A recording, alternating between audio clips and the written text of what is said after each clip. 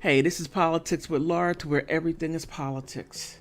Whether if it's here locally in the U.S. or if it's international, you will get the true news because I use newspapers from around the world. Politicians here or politicians over there, or if there's a war here or a war over there, I would make sure that you know about it. Hey, this is Politics with Laura, and I have a good one for you today. The debate between Abrams and Kemp. I know I'm a little late on this. I just want to take my time and just process some things. And I just hope, oh my goodness, it must be better than the Warnock and Walker debate. That was a disaster. Oh my goodness. I don't know what Joe Biden's going to do. He said, oh man, Georgia needs some help. Now, that's probably why they sent Barack Obama down there. That's possibly why. But, okay, here we go.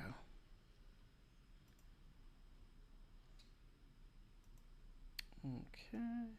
Take on the issue of cannabis in the state. What do you think needs to be done here? How should Georgia address the issues surrounding marijuana? I guess a perfect question for a libertarian. We believe that cannabis is a plant that grows from earth naturally, and the hubris that the federal government has shown in making a Schedule I drug while also holding patents on it is one of those things where we find it somewhat laughable. And it is. It is a right of people. It is medicine. It is something that we can add to our industry here in Georgia and really displace a lot of what comes in from. Okay. Oh my goodness. Cannabis is not supposed to be smoked. It simply isn't. You take it and you sprinkle it on your food or however you're going to do it, but you don't smoke it. If that's the case, take some oregano or parsley and smoke that. Silly.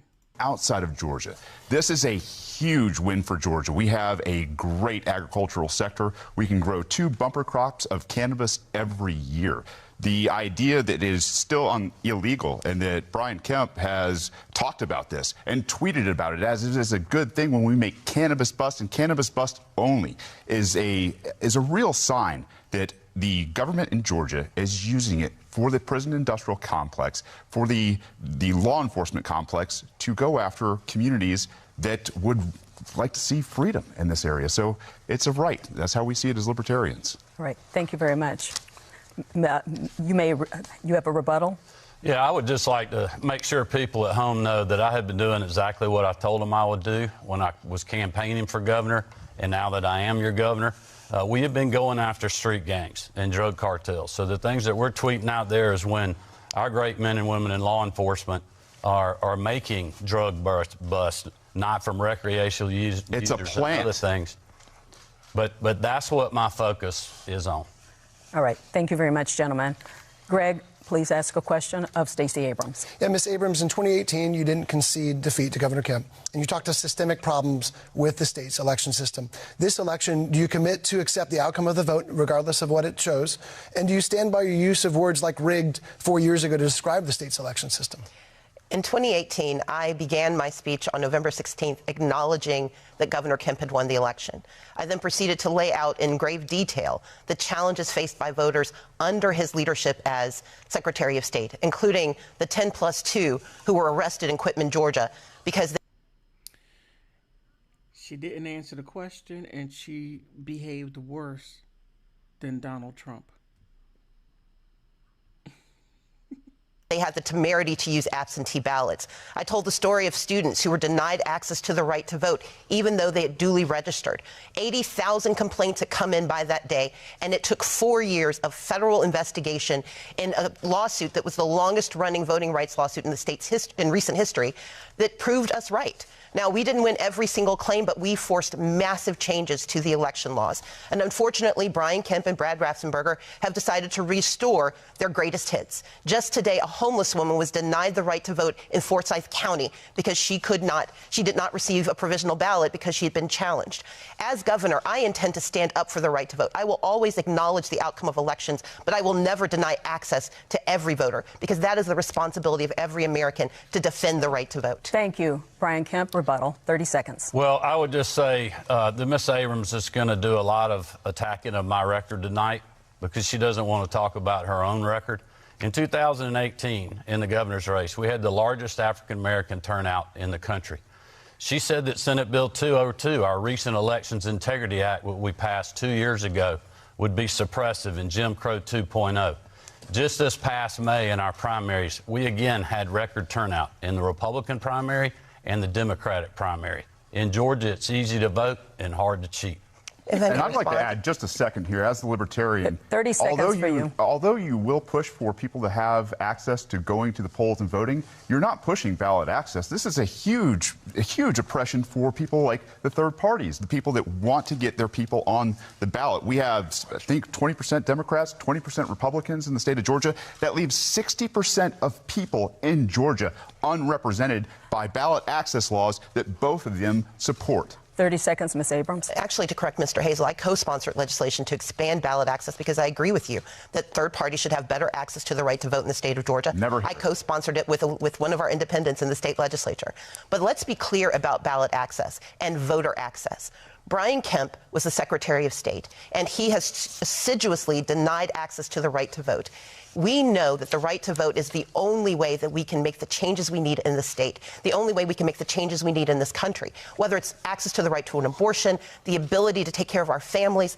We need a governor who believes in access to the right to vote and not in voter suppression, which is the hallmark of Brian Kemp's leadership. Thank you very much. We're going to move on. With all due respect, I was called out. I would like to just the record reflect, as my time as Secretary of State, I'm the person that created the online voter registration system in this state, where any Georgian can vote, register to vote 24 hours a day, 7 days a week.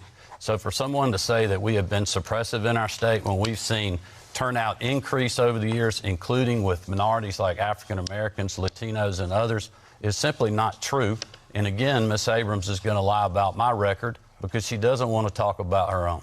All right, we're going to move on here. And that's the case. We're going to move on here, Mr. Hazel. Jennifer, your question for Brian Kemp.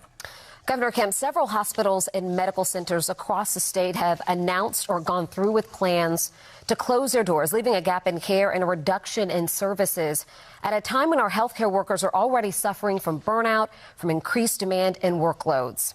Many are now facing care that will be delayed or unavailable, while our state's capital will soon have only one level 1 trauma center. What will you do to ensure Georgians have access to critical healthcare services and hospitals? Well, I would just remind voters at home there's also hospitals being built across this state and new options for people for health care.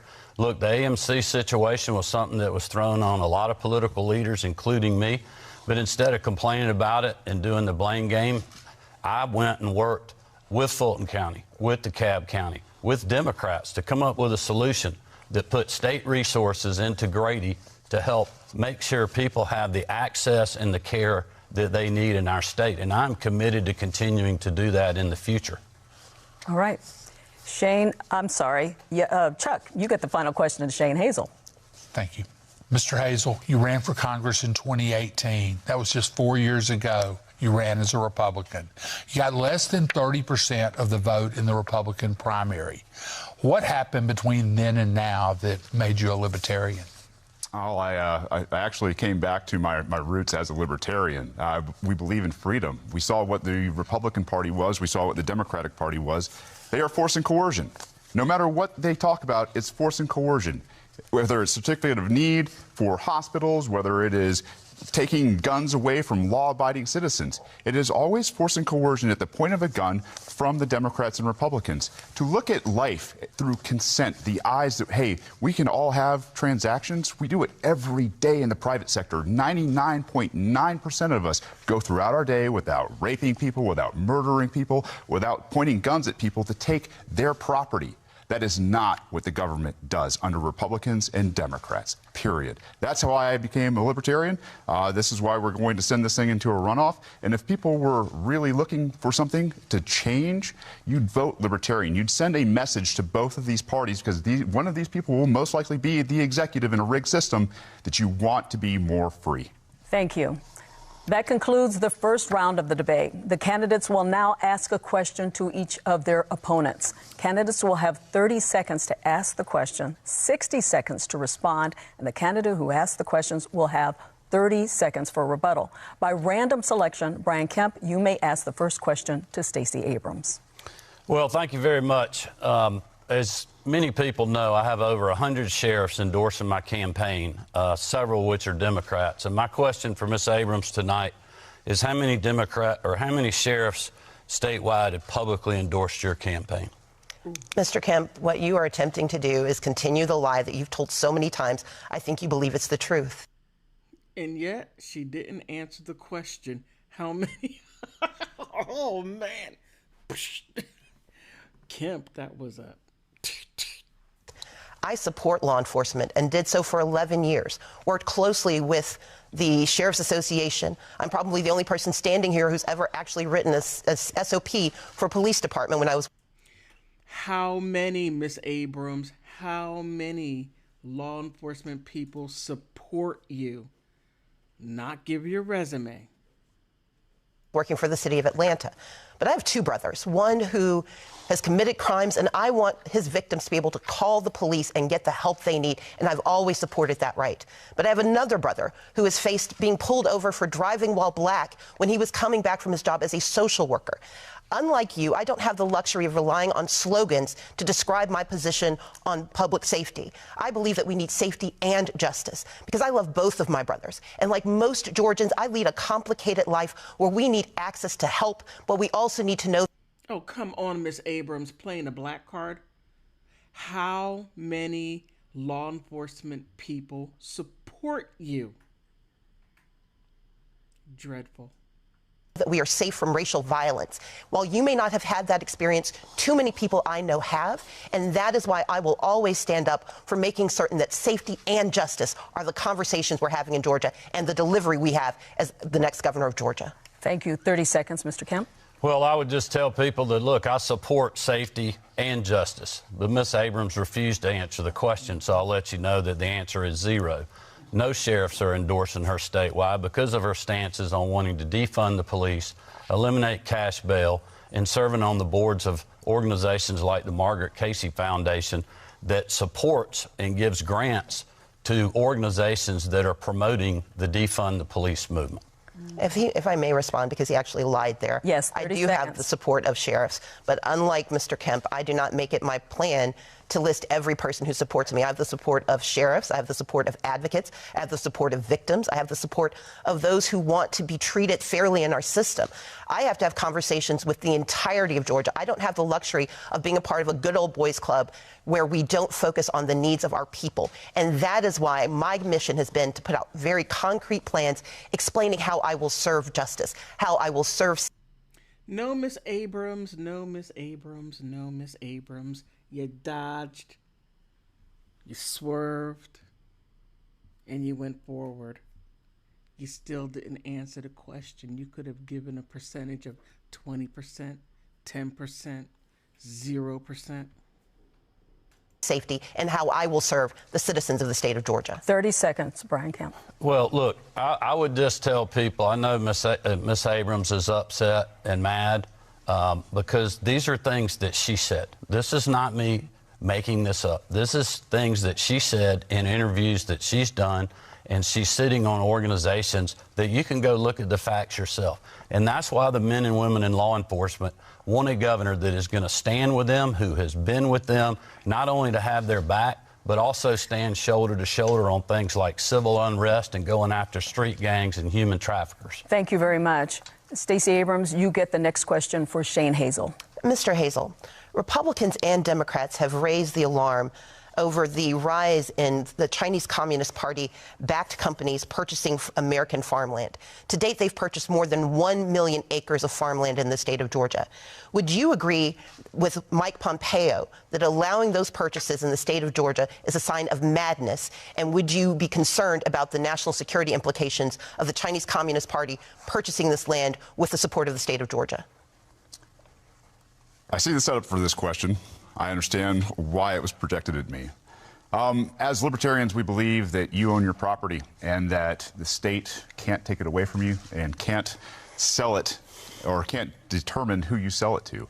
The CCP, obviously, which is going through its own internal unrest right now, I believe is probably purchasing this with things like central bank digital dollars and yuan, which are also coming down to a critical nature where people are in uprising in China.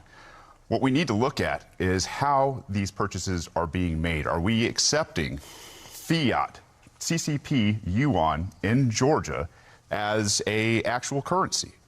It's about as good as the U.S. currency, the fiat currency that we're about to have hoisted on us in terms of a CBDC. I'm not going to tell you or anybody else as governor how or who to sell your property to. And I imagine that in the end, the free market will work itself out. Thank you. Stacey Abrams, 30 seconds. The state of Georgia is watching our farmland be purchased by the Chinese Communist Party. And while that is not normally a conversation that we have, it is something that we should be concerned about. Agriculture is our #1 industry, and Georgia has 13 military installations.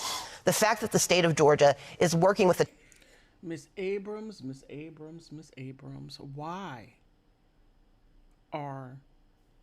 is the Chinese Communist Party purchasing the lands? Why are not Georgians purchasing land? Just a question. The Chinese Communist Party using one of their technologies that both Donald Trump and Joe Biden have warned is very much a national security threat should be of great concern to every Georgian. This is not about being concerned simply about who's owning the land, but it's about how much access to our information they have because of the state. Thank you. Shane Hazel, you may ask your question of Stacey Abrams. Yeah, I'd agree with you. The military-industrial complex is a big problem. It is. And the fact that we have people trying to come here to, I don't know, get a backdoor into our military, I think one of the things we should be talking about as Georgians and as executives is the Defend the Guard Act, where our military has been used very, I don't know, haphazardly around the world to go and take resources from the Middle East or now in Mr. Ukraine. Hazel, your question. This is my question to who? To Stacey Abrams. Oh, we've already switched gears. Yes. My question to you, I'm sorry. It's okay. I have hearing problems, guys. My question to you is, I mentioned CBDCs. As the executive of Georgia, when we come into a CBDC from the Federal Reserve, will you, as the executive, accept this CCCP-style currency? I believe that the conversation about currency is a complicated one. And part of the challenge we have is how this currency is transmitted. No, it's yes or no.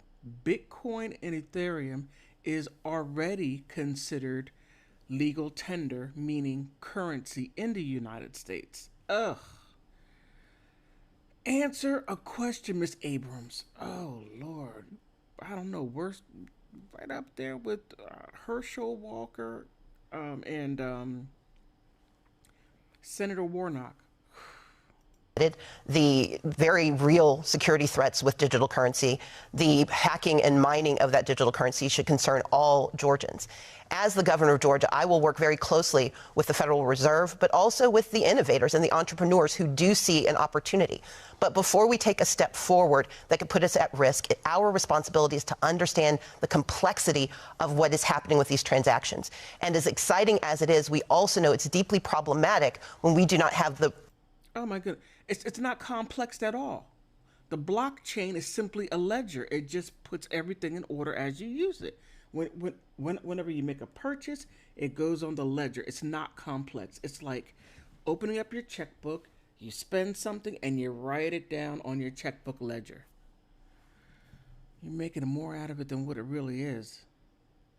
adequate safeguards in place. That's one of the reasons I've raised concerns about WeChat and about the purchase of farmland. But what we know overall is that we need a governor who's conversant in these issues, who understands that, for example, in the state of Georgia, we have access to $3.5 billion in American currency that could be delivered tomorrow to save our hospitals and to save our lives. But our current governor has refused to accept those dollars. My intention is to do what's best for the state of Georgia every single day. Thank you. Shane Hazel, you get a 30.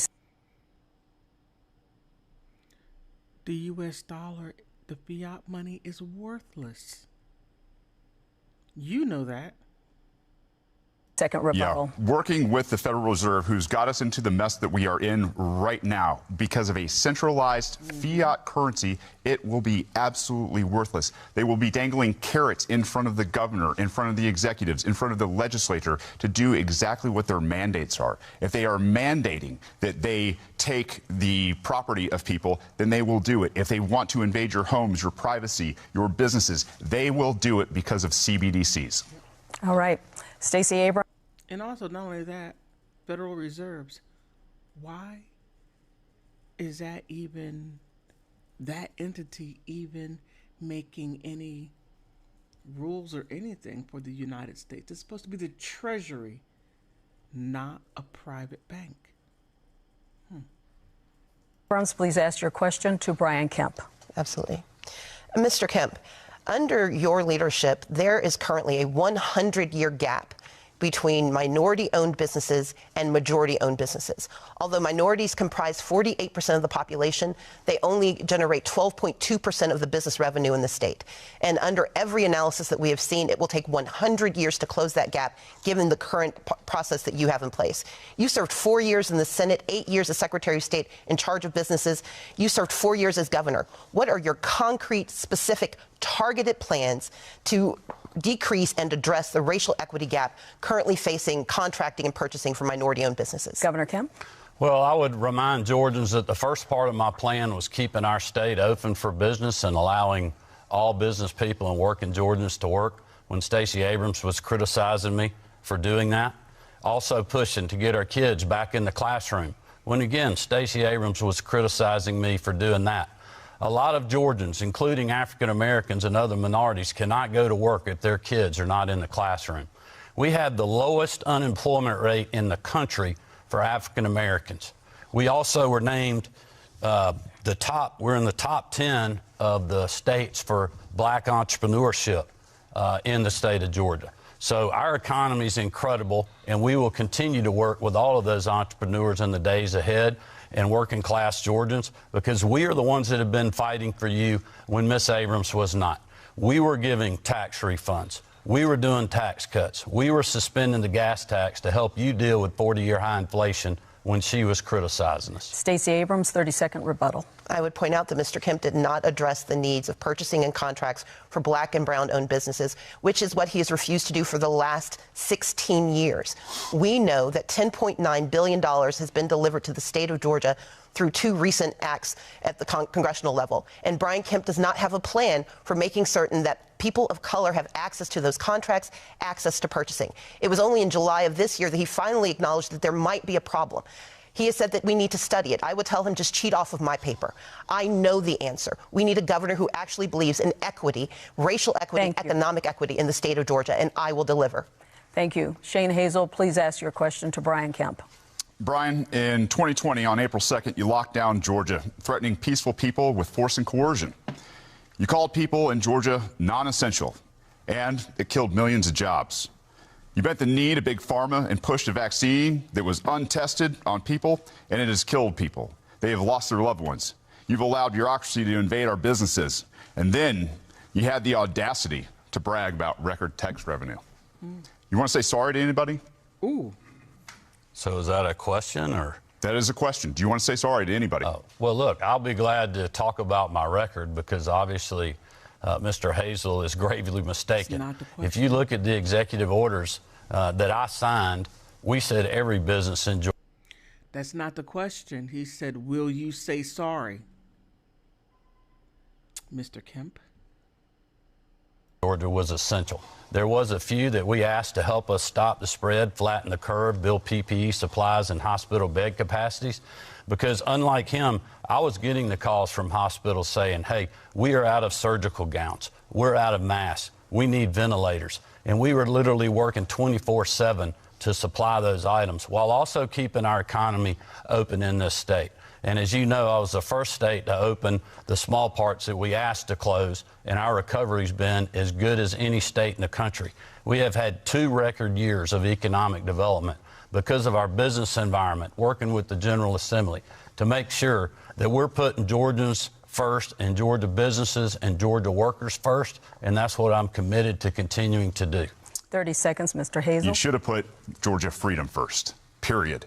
You didn't have the power to lock down businesses, and you signed the executive order on April 2nd. It was clear as day. I sat there and watched you do it, and I was like, there is no coming back from this. The idea that the default was to lock down Georgia instead of trusting Georgians with their freedom to adapt in a time of very changing circumstances, I think is a tyrant move, and I think the left and right are fascist and communist socialists, whereas we're talking about real liberty, trusting Georgians with those decisions. Thank you, Mr. Hazel. Brian Kemp, you have the final question in this round for Shane Hazel.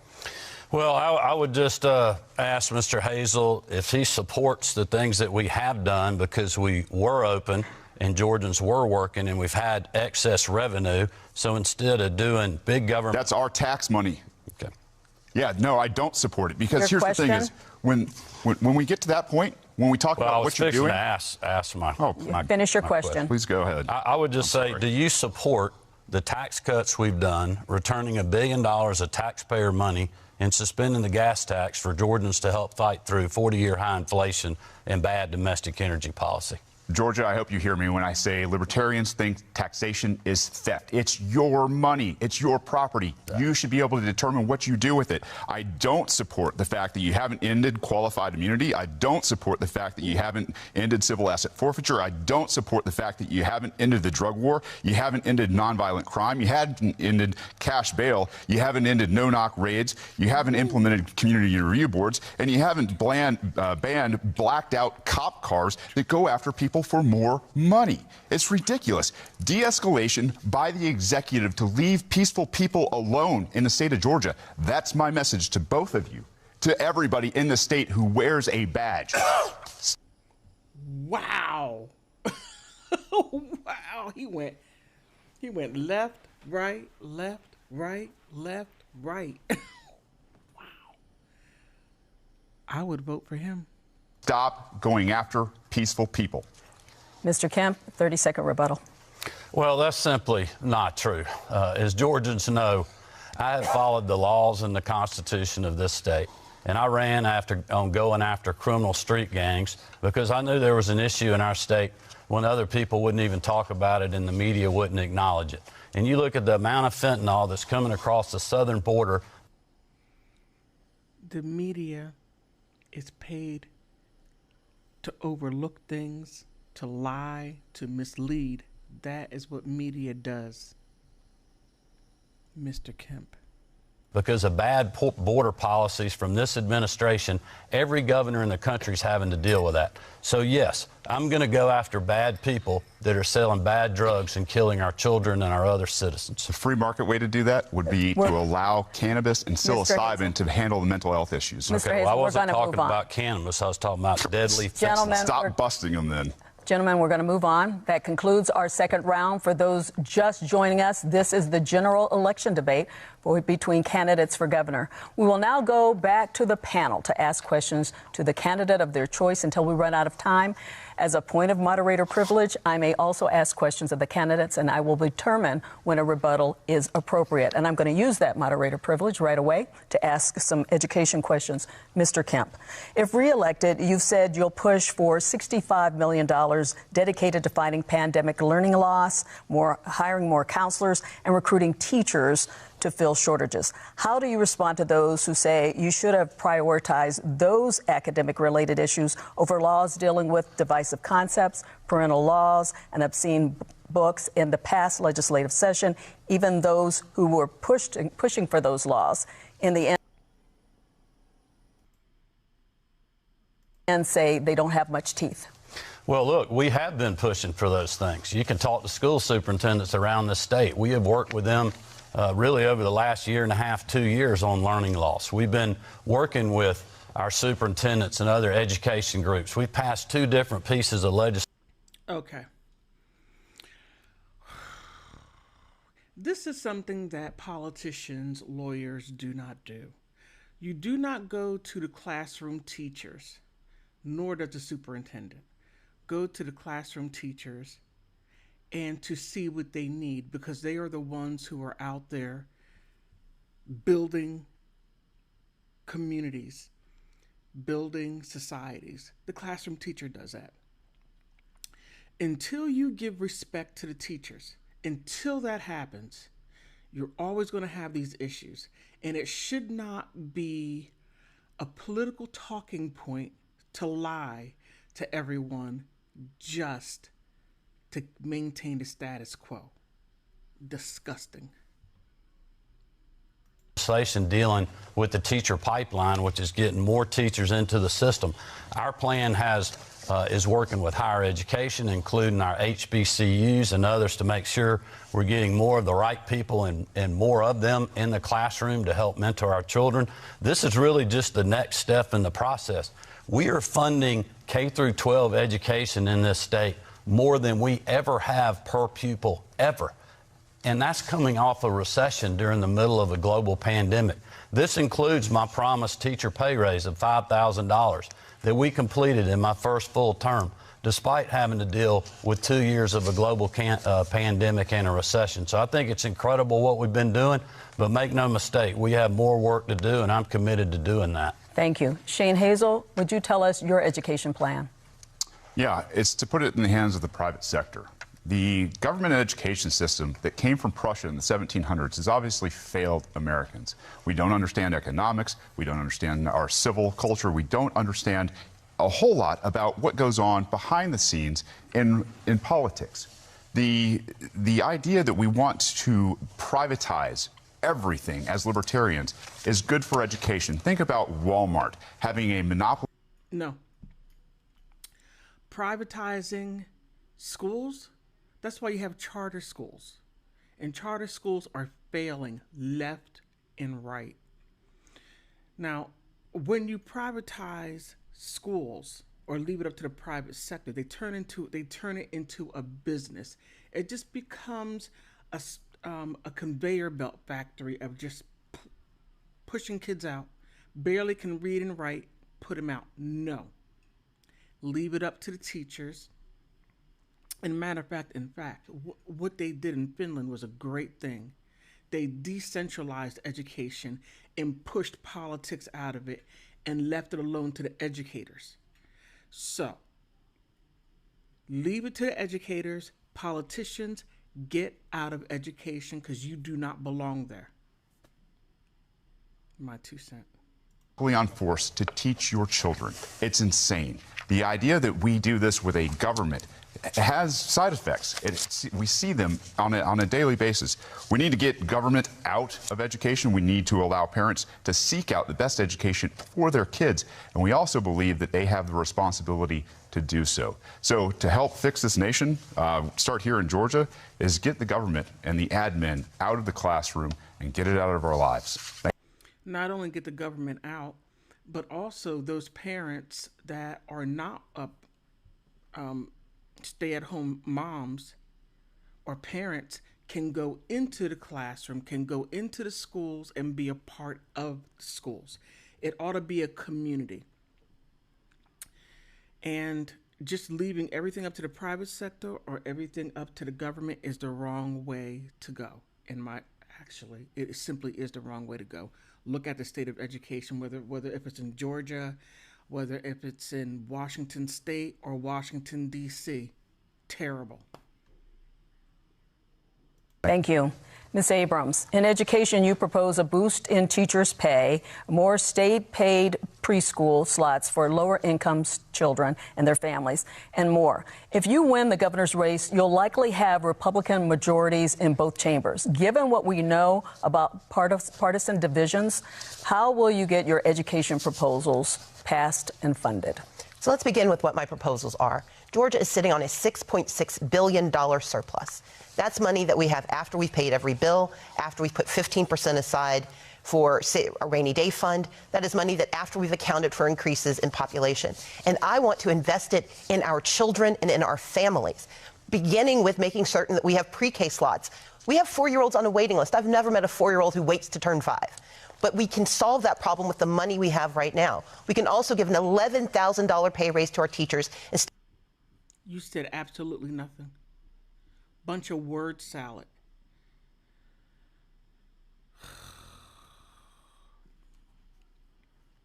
This is why government needs to be out of education talking this crazy stuff. Instead of a $5,000 pay raise on layaway, we can make certain that we are increasing access to the pipeline because teachers aren't in the pipeline because they cannot make enough money to take care of themselves and their families. And that is why under this governor, we have a 67% retention rate. Any other CEO who lost more than 30% of their workforce would be fired. And that is why my plan is to use the resources we have today to plan for today and tomorrow. We've got the money, and we have economists in Georgia and national economists who have looked at my plan, and they say it works. Check my plan out at StaceyAbrams.com. You still said nothing. Check my math. It works. Thank you. 30 seconds. Yeah, I'd just like to let people know that, look, my plan is to use the revenue that we have because we've been open. If Stacey Abrams had been your governor over the last 4 years, you wouldn't have that excess revenue because she wanted the state to stay locked down and criticize me when I opened it back up. We have, in fact, been using this revenue and will do so in the future to do another income tax refund and put the money back in your pocket.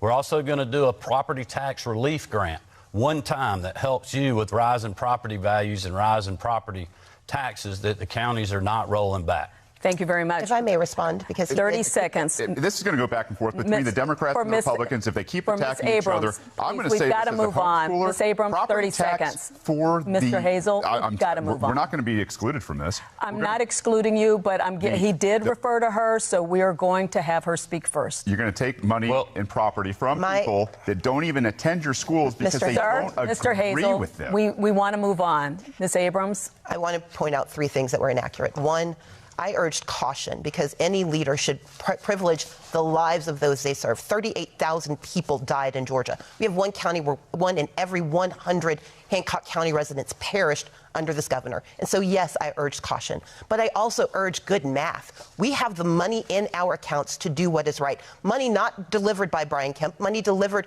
by federal Democrats, and money that is delivered by hardworking Georgians who have generated the surplus, and they deserve investments in their lives. And the income taxes that we keep hearing about, 50,000 people are getting $500 million. The rest of us are going to see $193. Thank you. That is not a good return on investment. Shane Hazel, 30 seconds, please. It's and then stolen we have money. To move on. All of it's stolen money from people who have property. The fact that we have property tax in America has got to be one of the most un-American things I've ever heard of. There are a lot of us at homeschool because we don't believe in the government school system, and we are still fleeced every year to the tune of thousands and thousands of dollars to pay for a broken school system that we don't agree with.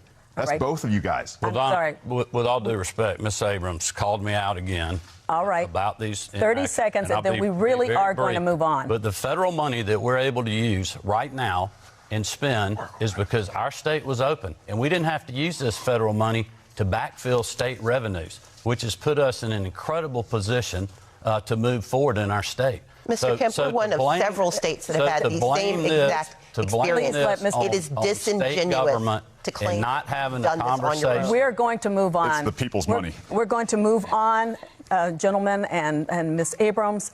Greg Bluestein, you have the next question. Ms. Abrams, I'm going to go back to one of Donna's underlying questions, which is the how issue. Absolutely. You've staked out dozens of policy proposals that would have to win approval from lawmakers, including Medicaid expansion, including several of the proposals you outlined here today. But it's highly likely the legislature will remain in Republican control.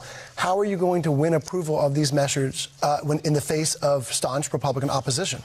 Well, I don't actually believe there is staunch Republican opposition. I served in the legislature for 11 years, and every day during my tenure, I worked across the aisle to get good done. They put it in my title. I was minority leader, meaning I couldn't win unless I could work with others. That is why I'm the only person I know of who got an A rating from the Georgia Chamber of Commerce and the Friend of Labor Award for the same work in the same year.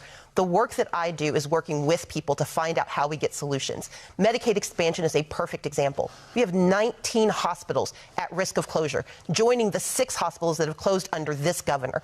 We are sending a Brinks truck of $3.5 billion of our money to Kentucky, to Louisiana, to Ohio, because this governor will not accept the money. And the resources that we need in our state will come to our state when we have leaders willing to work across the aisle to bring our money home. But it's more important than that. It's about how do we take care of our families? How do we make certain that we're addressing high housing prices? How do we tackle the issue of gun violence? How do we support our freedoms and protect our people? And we need a governor who can do the math, but also do the morality of making sure we take care of every single Georgian. Thank you, Ms. Abrams. Governor Kemp, you have 30 seconds. Well, I would just say that one way we deal with gun violence is to take the bad people that are doing the shootings and lock them up and not in cash bail like Ms. Abrams wants to do. But listen, she's also said that the silver bullet on health care is Medicaid expansion, adding 650,000 people. Well, there's been 600,000 people added to the Medicaid rolls since I've become governor. And the problem is it's a broken government program that she wants the government to decide your health care that will also kick 200,000 private citizens off their private sector health care. Thank you. If I may respond. 30-second rebuttal. Just talk about this. He called just her for a name. second. Ms. Abrams, you have a 30-second rebuttal. This is ridiculous. Number one, Medicaid expansion will allow 500,000 Georgians who are working people to get access to health care. That is a good thing in a state where we have people dying every day from cancer, from issues with health, issues with diabetes, issues with heart disease. But number two, the 600,000 people that he references who are on Medicaid, they are put there because of the public health emergency. And when that ends, they will lose health care, which will add more people who are on the streets unable to get health care. Under this governor, we've lost 6 hospitals. We have ambulance wait times that are excessive, and our people need relief, and they need their money back. I would like to weigh in. We want to give our panelists a chance to ask more questions. So, Chuck Williams, it is your turn to ask a question, Mr. It's insane. Governor, the Democrats have controlled the U.S. Senate for 2 years because Georgia shifted from 2 Republicans to 2 Democrats in January of 2021. One of those seats was held by Kelly Loeffler, a person you appointed to that post. She then lost to Senator Warnock. Do you wish you had made a different choice when you selected Kelly Loeffler? Well, no, not at all. I mean, I was excited about her candidacy. I know she worked extremely hard. It was a very challenging environment in 2020. And I think it goes to the point that in 2020, watching that election, I learned a lot of lessons.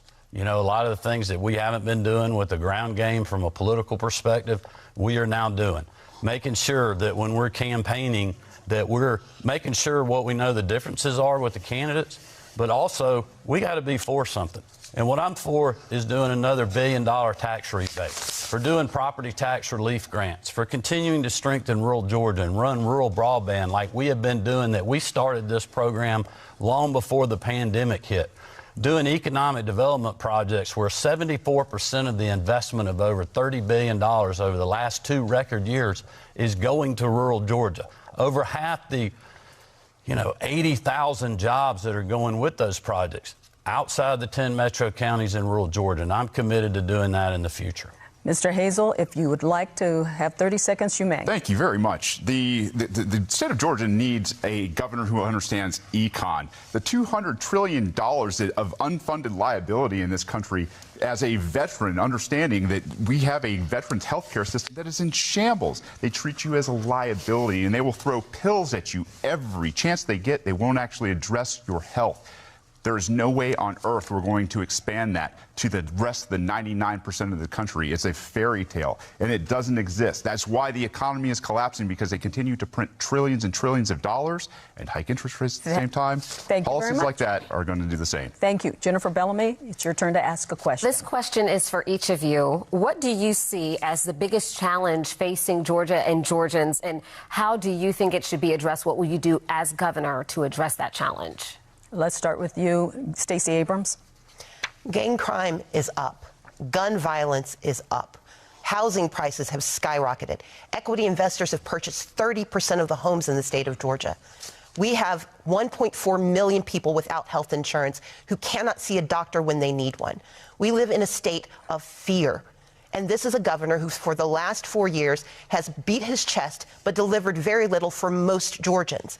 He has weakened gun laws and flooded our streets. He has weakened our privacy rights and women's rights. He has denied women the access to reproductive care.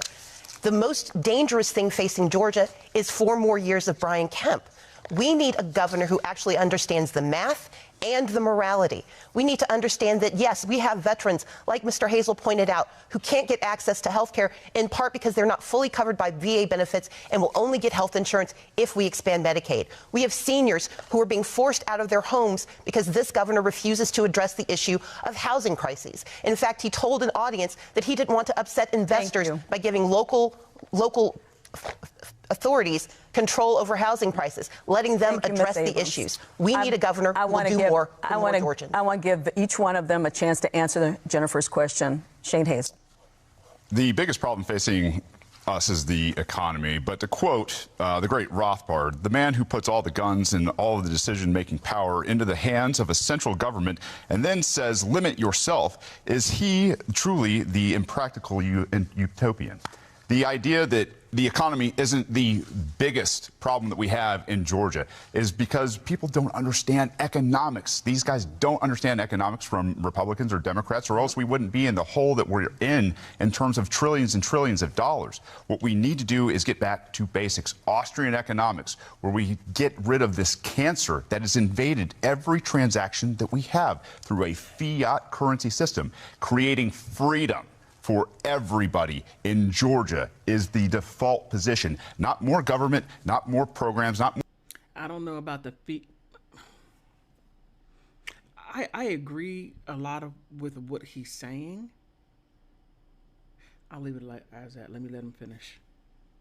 More policies, not more point at the barrel of a gun, force and coercion. It is freedom. All right. Brian Kemp, your answer to the question. Well, I'll first, since I didn't get a rebuttal after being called out, would just let Georgians know again that my record's being attacked because Miss Abrams doesn't want to talk about her own record. If you look at what the state of Georgia and our First Lady, Marty Kemp, has done to raise the awareness on ending human trafficking, going after the perpetrators and supporting the victim, as well as us working with the General Assembly to give Medicaid benefits to birthing mothers up to a year after having that child and other things, shows you our state that we value life and that we care. But in the future, my focus is going to be what it was when I opened the debate, and that is helping you fight through 40-year high inflation and disastrous policies in Washington, D.C. I would remind you that Stacey Abrams campaigned to be Joe Biden's running mate. She supports these policies that have raised taxes on hardworking Americans and Georgians when they promised they would not. We're working with the General Assembly to help you fight through that by suspending the gas tax and giving your money back. Thank you very much. Pocket. Thank you very much. Greg, your next question. Governor, I want to stay with you and talk about something that just came up in the last exchange a little bit. Earlier today, you rolled out a new public safety plan that offers a crackdown, promotes a crackdown on criminal offenses. What it doesn't specifically address is gun violence. Your critics say that your permissive gun policies will only lead to more crime. What do you propose you will do in a second term if you're reelected to address gun-related crimes? Well, again, we're going after the people that are doing these gun-related crimes. I mean, and that's what we're doing, going after street gangs in this regard. You know, during the pandemic, when I was talking to people about how we were responding and what we were dealing with, I was hearing from educators and athletic directors and other people saying, Governor, we got to get our kids back in the classroom because we're losing them. We're going to lose them a decade of children because these kids that we're recruiting when they're 13, 14, 15 years old to be on the ball field or be in the band or be on the robotics team or what have you, extracurricular activity, they're being recruited by street gangs because they're not in the classroom. So those are the kind of things that we are focused on to make sure that these kids are under the right environment. And my new public safety plan is stiffening penalties for gang members that are recruiting our children. And I believe that most Georgians support that, and I'm committed to working with all law enforcement to make a dent there. Thank you. Chuck Williams. This is for Governor Kemp and Ms. Abrams. Columbus, Macon, Atlanta, and other communities have benefited from a Georgia State Patrol task force that has helped augment police coverage in those cities and some others over the last year.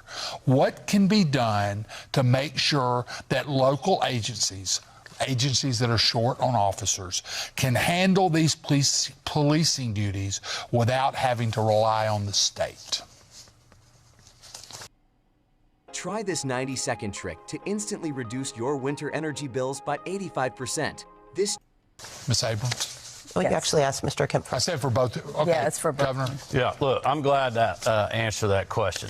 The crime suppressing unit that I asked Colonel Wright to put together during civil unrest, when I grew tired of local elected political leaders that wouldn't let their local law enforcement go after dangerous people during civil unrest, that had no chase policies, where street racers and street gangs are terrorizing our citizens.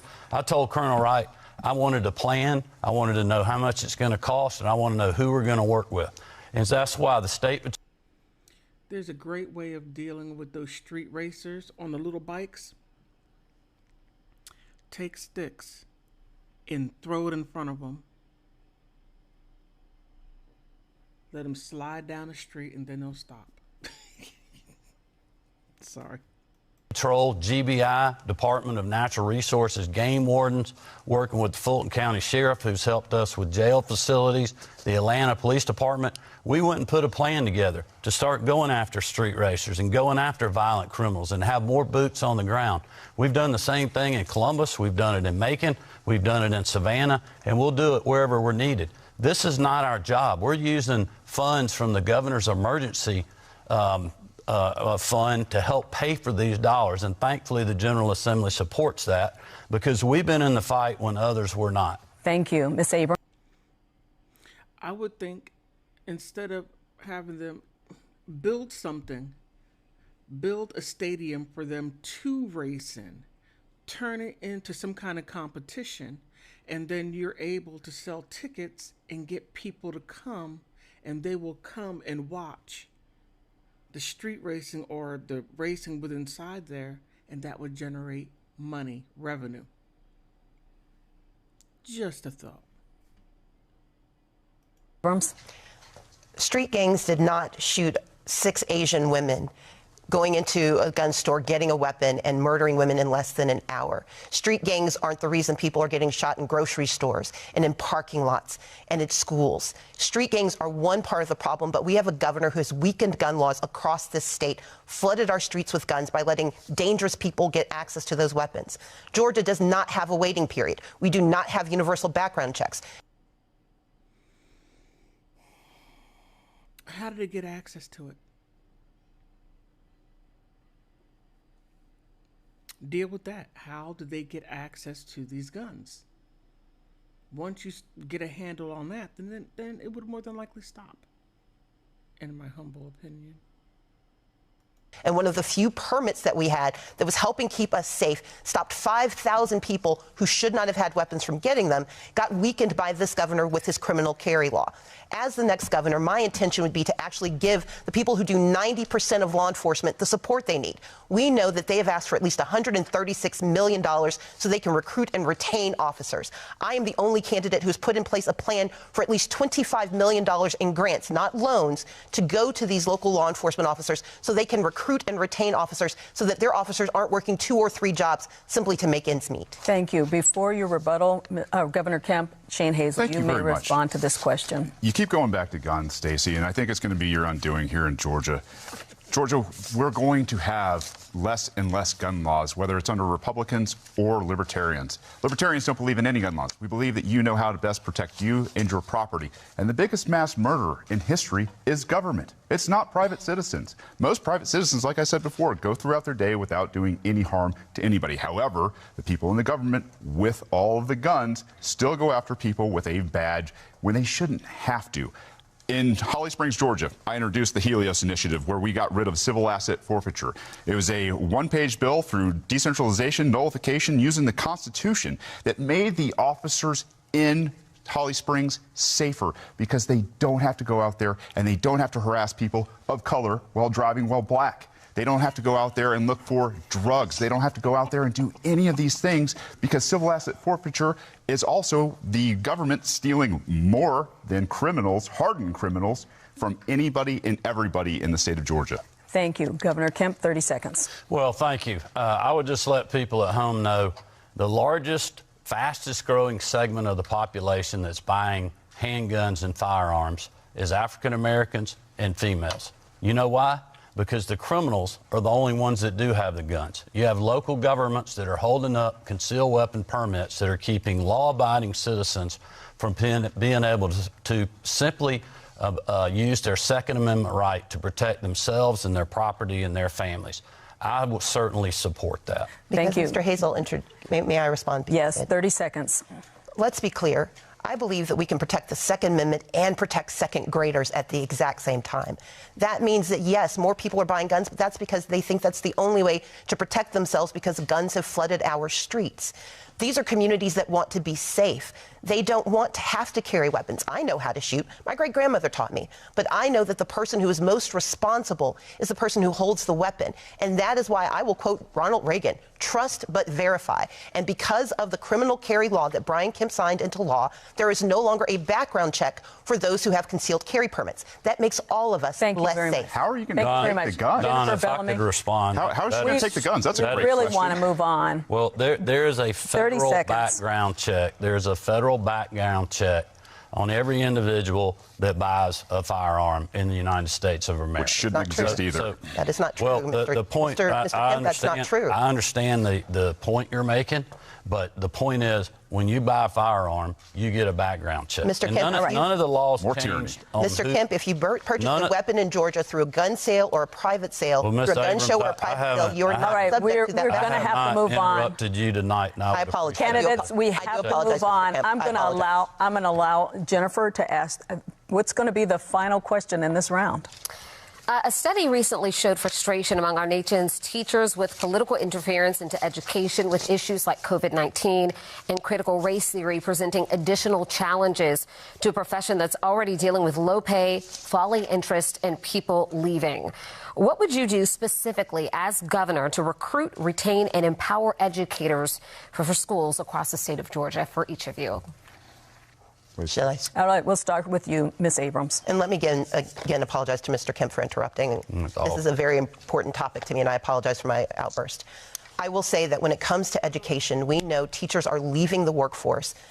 We have a 67% retention rate, but people are leaving the education field is because it lacks discipline, meaning that when a student does something, they get away with any and everything, and then a teacher has no recourse at all. Who wants to be...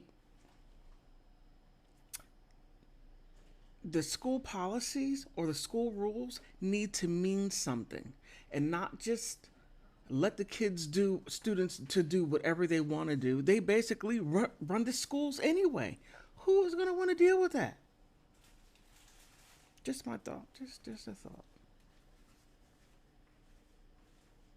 70% of our teachers have said they would not recommend teaching to their colleagues. That is because of low pay, because of overregulation, because of high stress, and because they believe that they are being told to teach to a curriculum that does not reflect the values and needs of our students. When a teacher is told that you have to... Have you looked at that curriculum? I'm sorry. I'm sorry. I'm going to get all lie to a child, which is what happened with the divisive language, the divisive concepts legislation. Teachers are not being able to teach the whole history of our students. They're not able to tell their children what they need to know. As the next governor of Georgia, I will repeal those laws. I will increase pay, and I will make certain that all of our teachers can start and continue through their time well paid and well protected. If you really want to do a good job, allow the teachers to develop their own curriculums and not some state curriculum. The curriculum ought to be a shell, and then a teacher can fill that in through their unit plans, then through their daily lesson plans or planning, in order to give the students exactly what they know that they need according to the state. Actually, it goes a little deeper than that, but this. Oh. And well supported by the governor. Unfortunately, we're running out of time, so only 45 seconds. So, Brian Kemp. Well, I would just say this is exactly why I did the $5,000 teacher pay raise that I ran on in 2018. We've also done a Parents' Bill of Rights to have parents fully engaged with their schools to make sure that they know what's happening in their kids. Quite honestly, people are tired of their kids being indoctrinated. Oh my goodness. It's a public education. Parents have the right to go in there and to see what's going on. It's public. In the classroom. But we've also worked with our educators on these pieces of legislation to make sure that they make good common sense. But I would also tell you that people are tired of these issues like not having fairness in girls' sports and other things. And quite honestly, it's woken a lot of people up. So we got to continue to have good conversations like we've done with our teacher pipeline legislation, like we're doing with helping 9,000 parapros get fully certified to be in the classroom. Thank you very much. Shane Hazel, you get 45 seconds. Your question raises a lot of interesting points. A lot of these teachers, like my own wife, has left the profession of teaching to homeschool, to go to private school, to do something outside of this narrative where admin from the federal government and the state government is forcing them to teach things they don't want to teach to test. They can't stand the administration who makes six figures. It is bloated. It has absolutely gotten out of control. We need to nullify property tax. We need to let people get out of the system. We need to allow the private sector to work, because before education was put under the thumb of government here, we had some of the brightest, most well-read people in the entire world, and that's what we need to bring back. All right, thank you very much. We are running out of time, so that is all the time we have for questions. Each candidate will now have only 40 seconds for a closing statement. And Brian Kemp, you get the first closing statement. Well, first of all, let me thank the Atlanta Press Club for having us. When I ran for governor in 2018, I promised to put hard-working Georgians first ahead of the status quo and the politically correct. I said shortly after being sworn in, I would work hard as your governor every single day for all Georgians, whether you voted for me or not. I'm so optimistic about the future of our state, the lowest unemployment rate in the history of the state, the most people working, and economic opportunity in all parts of our state, no matter your zip code or neighborhood. Stacey Abrams said Georgia's the worst state in the country to live. Well, Marty, the girls and I disagree. We think Georgia's the greatest state in the country to live, work, and raise our children, and that's why I'm asking for your vote and support to keep it that way. Thank you, and God bless. Thank you. Stacey Abrams, 40 seconds. I, too, want to thank everyone tonight for your support. And I want to point out that Brian Kemp did make promises. He promised to keep us safe, but crime has gone up. He promised to protect us, and yet he's attacked our freedoms. He has promised to take care of our families, and yet the rising prices in Georgia are rising because he refuses to expand Medicaid, because he refuses to tackle the affordable housing crisis that we have, and he's sitting on $400 million of our money that he will not spend to keep us under roofs and in our homes. As the next governor, I want us to have more money in our pockets, more protections in our lives, more freedoms in our days, and more opportunity in our communities. I see all of Georgia, and as the next governor, it would be my intention to serve all of Georgia. I encourage you to go to my website, StaceyAbrams.com, and please make a plan to vote, and know that I'm asking you for your vote tonight. Thank you.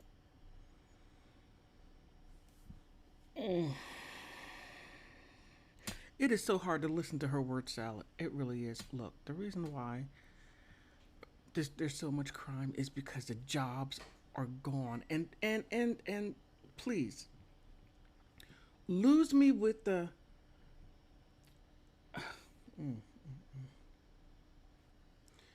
look, the jobs are gone. They're going to animation. For an example, go into your local McDonald's. You could put your order in. Soon those cashiers are going to be gone. Pretty soon, the people that back there making the burgers and everything else, they're going to be gone. It's all going to be automated.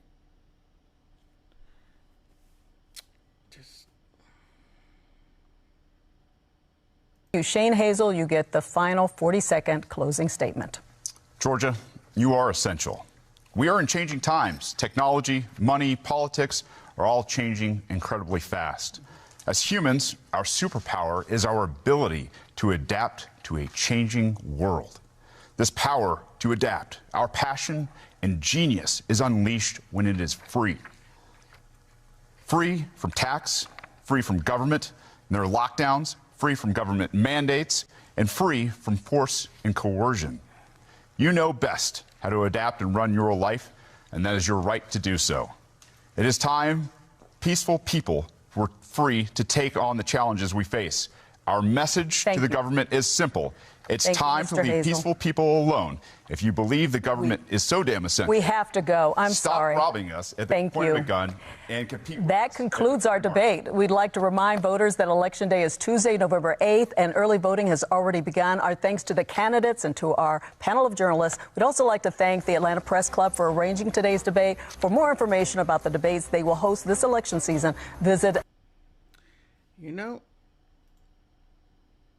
I have to say, that was better, way better than the Warnock and Walker debate. That was, oh my God, that was a complete disaster. Complete disaster, full of ignorance and foolishness. The Reverend Warnock. Oh my goodness, Lord have mercy. I'm gonna leave that one alone. But I didn't like the fact that they did not give the Libertarian more time to speak. I didn't like the fact that all the questions were towards the Democrats and Republicans. That right there etched the Libertarian out, which I felt that was extremely unfair. More than likely, I don't know. Maybe done on purpose, who knows? But I thought the one who won the debate, in my opinion, was the Libertarian. So what do you think? Let me know. I want to thank you for stopping by, because you could be anywhere, but you decide to stay here with me and listen to my video, because politics runs the world. Now, whether if you agree with the politics or not, put something down in the comment section. Whether if you agree or disagree with me, that is okay. We can agree to disagree, or we can agree to agree. So please help me get to 500 subscribers, and then help me get to 1,000 subscribers. And thank you for stopping by.